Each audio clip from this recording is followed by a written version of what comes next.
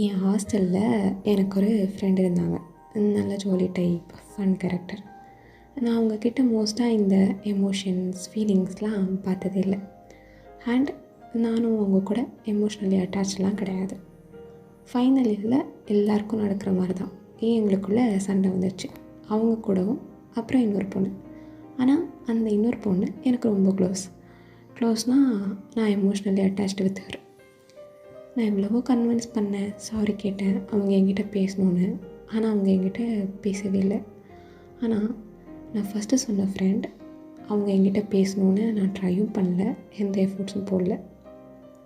Final year last hostel vacate பண்ணுறப்போ அந்த பொண்ணு என்னை பார்த்து என் நேம் சொல்லி எதுவும் மனசில் வச்சுக்காத அப்படின்னு சொன்னாங்க. எனக்கு ரொம்ப ஷாக்.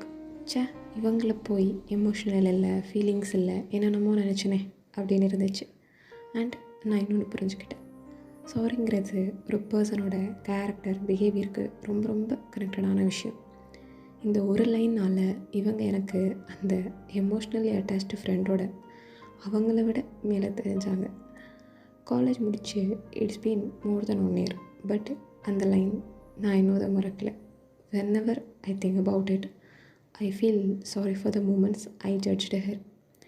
I think நம்ம மேலே தப்பு இருக்குது அப்படின்னு தோணுச்சுன்னா அதை அக்செப்ட் பண்ணி சம்டைம்ஸ் சாரி கேட்குறதுல எதுவும் குறைஞ்சிடாதுன்னு நினைக்கிறேன்.